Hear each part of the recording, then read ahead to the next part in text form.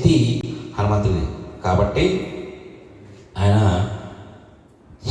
కళ్ళని పిల్లి కళ్ళని ఇచ్చుకొని లోపలికి చిన్నగా బయలుదేరి లోపలికి వెళ్ళబోతుంటారు. ఇక్కడ ఒక ఎన్కౌంటర్. కష్టం కేనచ కార్యేణ ఇహ ప్రాప్త వనాలయ. కష్టం త్వంకహ, ఎవరు నువ్వు, ఎక్కడి నుంచి వచ్చావు? కేనచ కార్యేణ, ఏ కార్యం మీద వచ్చావు? ఇహ ప్రాప్త వనాలయ. వనాలయ అంటే వనంలో సంచరించేవాడా? ఓ వానడా, కోతి నువ్వు అక్కడ ఉండాల్సిన వాడు ఇక్కడికి ఎందుకు వచ్చావు అని అడుగుతుంది లంకిణి. రాక్షసి, చాలా పవర్ఫుల్ రాక్షసి లంకిణి కూడా.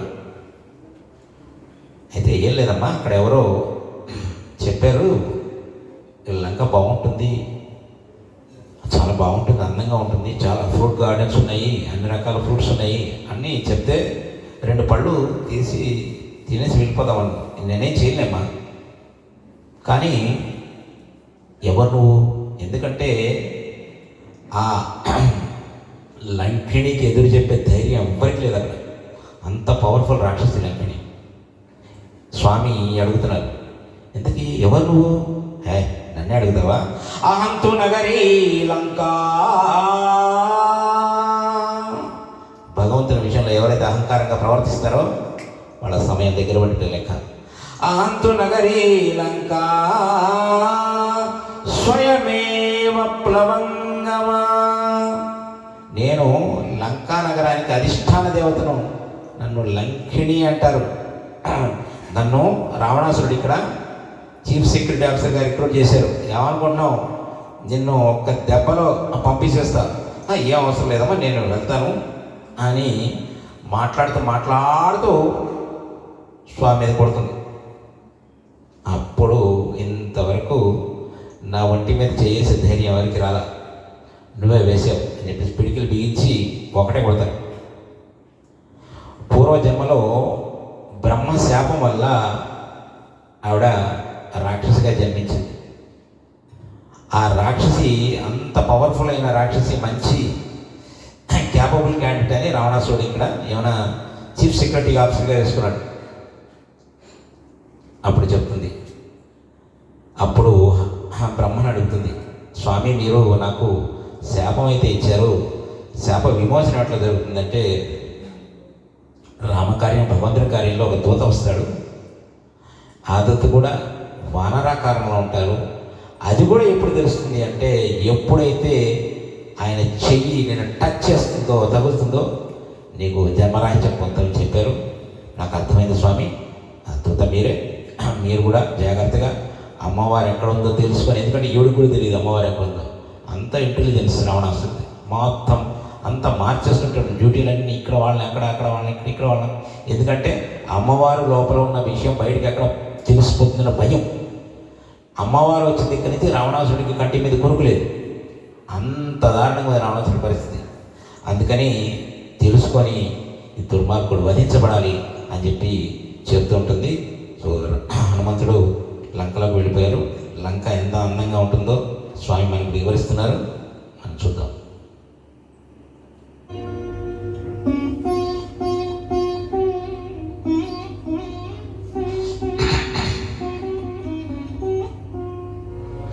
అనిల కుమారుడా రాత్రి వేళను సూక్ష్మరూపుడై బయలుదేరెను.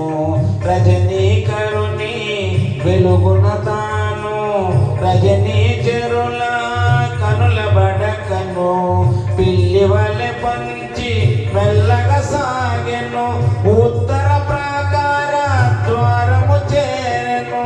లంకా రాక్షసి కపివరుగాంచెను. గర్జన సేయుచు అడ్డగించెను.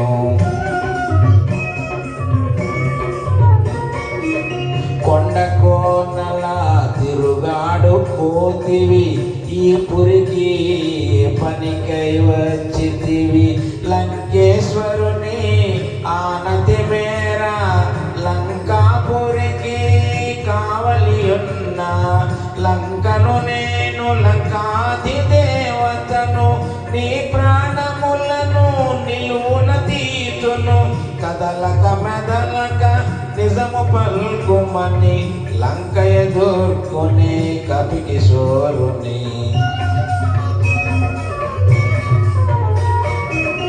అతి సుందరమే లంకాపురమని ముచ్చట పడినే చూడవచ్చి తిని.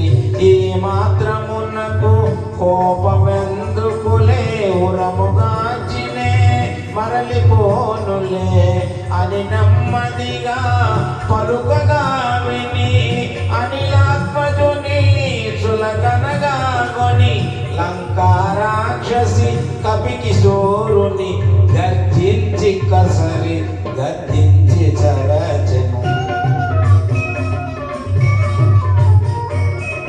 సింహనాదమును మారుతి చేసే కొండంతగా తన కాయము వెంచే వామహస్తమున పిడికిలి బిగించే ఒకే పోటున లంకను గోల్చే కొండ బండల రక్కసిదుళ్ళే కనులప్పగించి నోటిని తెరచే అవలను చంపుట ధర్మముగాదని లంకను విడిచెను మారుతి దయగొని. ఓ బల భీమా వానరోత్తమ నేటికి నీచే ఓటమెరిగి తిని. ఈ నా ఓటమి లంకకు చేటని పూర్వమే బ్రహ్మ వరమొసగినని. రావణుడాదిగా రాక్షసులందరూ సీతమూలముగా అంతమొందెదరు. ఇది నిజమౌనని నీదే జయమని లంకా రాక్షసి పంపహరీసుని. శ్రీ హనుమాను గురుదేవులు నాయద పలికిన సీతారామ కథ నే పలికద సీతారామ కథ.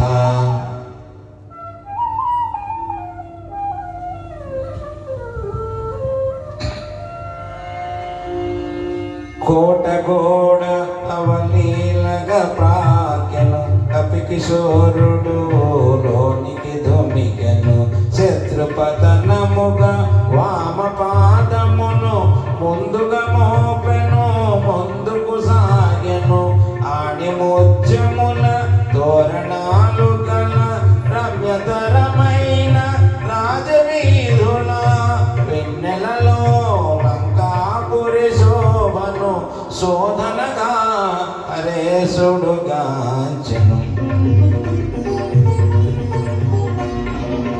సుందరమైన హేమ మందిరము రత్న ఖచితము సింహద్వారము పతాకాంకిత ధ్వజాకీర్ణము నవరత్న కాంతి సంకీర్ణము. నృత్య మృదంగ గంభీర నాదితము వీణగాన వినోద సంతులము. లంకేశ్వరుని దివ్య భవనమది శోధనగా హరేశుడుగాంచెను.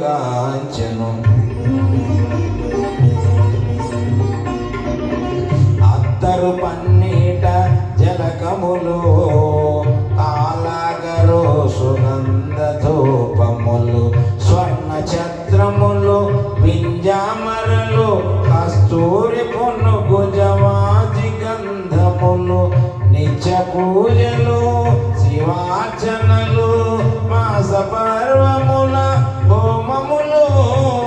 లంకేశ్వరుని దివ్య భవనమది శోధనగా హరేశుడుగాంచెను.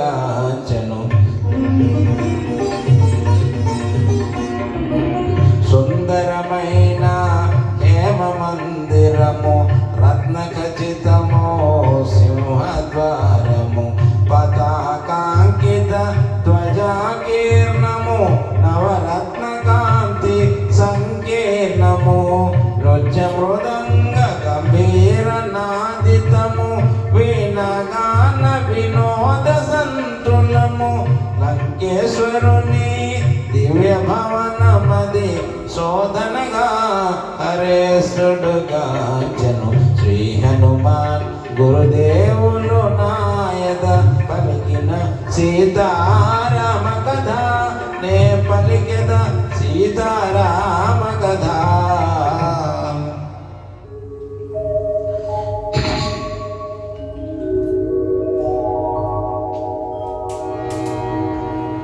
యమ కుబేర వరుణ దేవేంద్రాదుల సర్వ సంపదల మించినది, విశ్వకర్మ తొలుత బ్రహ్మకిచ్చినది, బ్రహ్మవరమున కుబేరుడందినది. రావణుండు కుబేరుని రణమందోడించి లంకకు కొని తెచ్చినది, పుష్పకమను మహావిమానమది, మారుతిగాంచెను అచ్చెరు ఉంది.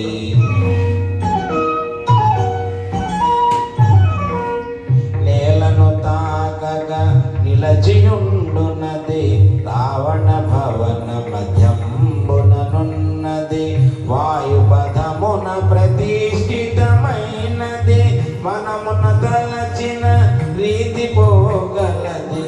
దివి నుండి భూమికి దిగిన స్వర్గమది, సూర్యచంద్రులను ధిక్కరించున్నది, పుష్పకమను మహావిమానమది, మారుతిగాంచెను అచ్చెరు ఉంది.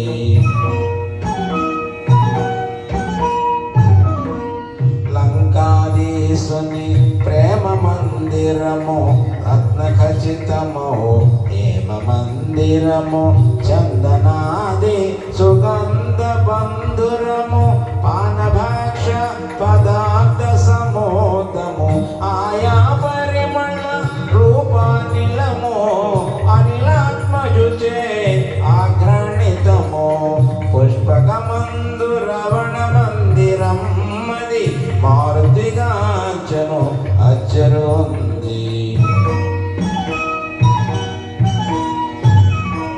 మత్తున శయనించు సుదతుల మోములు, పద్మములను కొని మోగు భ్రమరములు, నిమిలిత విశాల నేత్రములు, నిశాముకుళిత పద్మపత్రములు, ఉత్తమ కాంతల కూడి రావణుడు, తారాపతి వరే తేజల్లుడు, పుష్పకమందు రవణ మందిరం మది, మారుతిగాంచెను అచ్చెరు ఉంది. రావణుండు రణమందున గెలిచే, శ్రీలందరినో లంకకు చేర్చను, పితృదైత్య గంధర్వ కన్యలు, ఎందెందరో రాజర్షి కన్యలు, సీత దక్క వారందరు కన్యలే, రావణు మెచ్చి వరించిన వారలే, పుష్పకమందు రవణ మందిరం మది, మారుతిగాంచెను అచ్చెరు ఉంది.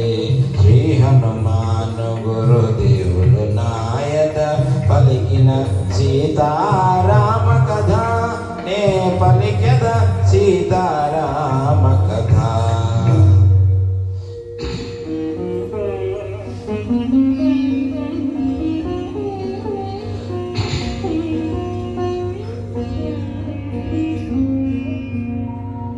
శ్రీ హనుమాను గురుదేవులు నాయద పలికిన సీతారామ కథ నే పలికెద సీతారామ కథ.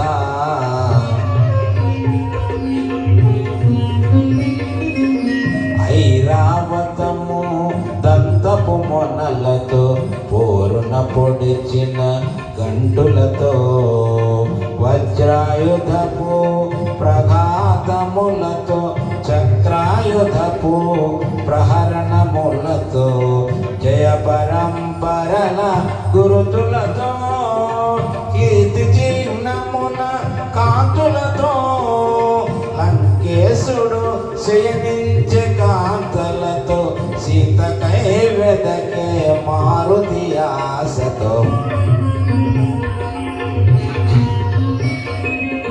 వినపరాశి వల్లే నల్లని వాడు, తీక్షణ దృక్కుల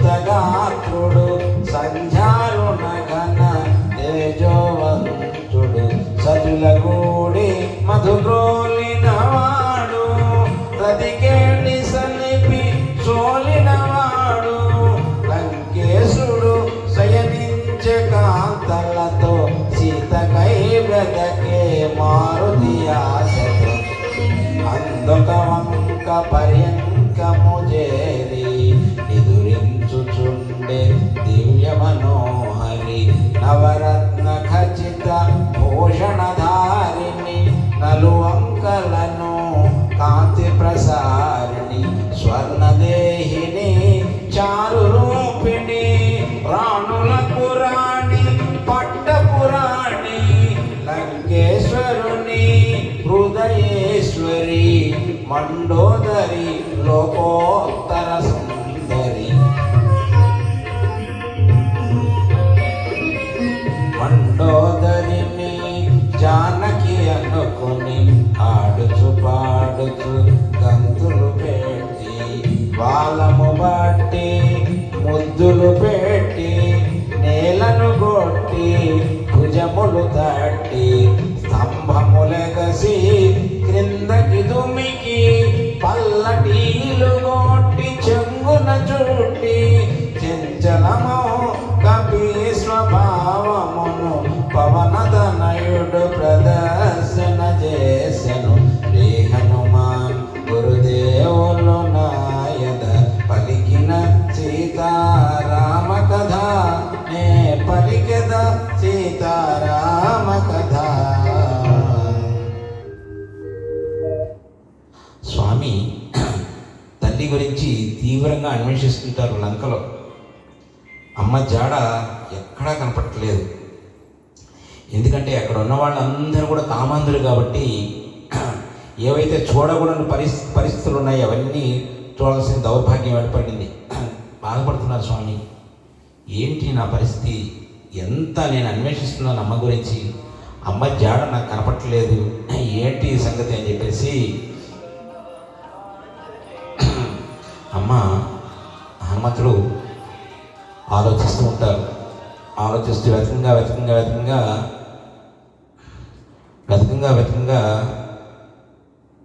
ఒక ఆవిడ కనపడుతుంది. అటు చూసిన దగ్గర నుంచి మళ్ళీ చూడాలి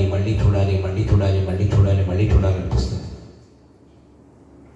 అనుకుంటాడు హనుమంతుడు, ఆవిడే అమ్మాయి ఉండొచ్చు, సీతమ్మత ఆవిడే ఉంటుంది. కానీ వాస్తవానికి ఆవిడ మండోదరి. పోయిన వారం కూడా చెప్పాను, పంచకన్యలు ఉంటారు. చెప్పండి, సీత విన్నారు కదమ్మా, లాస్ట్ వీక్ చెప్పాను, చెప్పండి మీరు. సీత, ద్రౌపది, తార, మండోదరి, అహల్య. మన నలుగురికి చెప్పాలి అవన్నీ ఆ పుస్తకంలో ఉండవు. ఇక్కడ అన్నీ సేకరించి రాసింది కాబట్టి అందరూ తెలుసుకుంటారు. ఇవన్నీ చరిత్ర తెలుసుకోవాలి, రాముడి గురించి తెలుసుకోవాలి, కృష్ణుడి గురించి తెలుసుకోవాలి. మన హైందవ సంస్కృతిని మనం ఇనుమడింపజేయాలి. అది హిందుత్వం. మనకు తెలిసిన నలుగురికి చెప్పాలి, పిల్లలకి చెప్పాలి. హనుమాన్ చాలీసా చదివించాలి, సుందరకాండ చదివించాలి, భగవద్గీత చదివించాలి. ఇవన్నీ చదివించాలి పిల్లలకి. మన సంస్కృతి ఎట్లా ఉంది ఇప్పుడు బయట మరీ దారుణ పరిస్థితులు ఏర్పడుతున్నాయి. కాబట్టి మన పిల్లలకి అన్నీ ఇవి చెప్పాలి. అయితే ఆ పంచకన్యలు అందరూ ఒకే రకంగా ఉంటారు. సీతామాత ఎట్లా ఉంటుందో ద్రౌపది ఎట్లా ఉంటుంది, ద్రౌపది ఎట్లా ఉంటుందో తార అట్లా ఉంటుంది. తార, మండోదరి, అహల్య అందరూ ఒకే రకమైన ఆకారాలు కలిగి ఉంటారు, ఒకే రకమైన శక్తియుక్తులు కూడా కలిగి ఉంటారు. వాళ్ళందరూ ఒకటేలాగా ఉంటారు. సీతామాతకి ఎంత శక్తి ఉందో ద్రౌపది కూడా అంతే ఉంటుంది. అహల్య, తార, మండోదరి అందరికీ కూడా ఒకటే రకంగా ఉంటాయి. కానీ రామచంద్రమూర్తి చెప్పిన ఆలవాల ప్రకారం ఆవిడ సీతామాత అనుకున్నాడు, కానీ పాప పంచకన్యల గురించి హనుమంతుడికి తెలియక ఆనందపడిపోతాడు. అమ్మవారిని చూశాను కదా, ఆనందపడిపోయి చెట్టు ఎక్కిస్తారు, కిందకి దిగేస్తారు, తోక తీసుకొని ముద్దాడుతూ రకరకాల కప్పు విన్యాసాన్ని ప్రదర్శిస్తుంటారు స్వామి. ఎప్పుడైతే ఆ మండోదరి రావణాసురుడి యొక్క సైన్య మందిరం పడక గదిలోకి వెళ్ళిపోతుందో బాధపడిపోతాడు స్వామి. అయ్యయ్యో, అమ్మని ఎంత తప్పుగా అంచనా వేసుకున్నాను నేను, పాపినైపోయాను కదా, ఇంత తప్పుగా అంచనా వేసుకుంటానా, తల్లిని ఇంత తక్కువగా మాట్లాడుకుంటానా నేను, ఎంత పాపినైపోయాని చెప్పేసి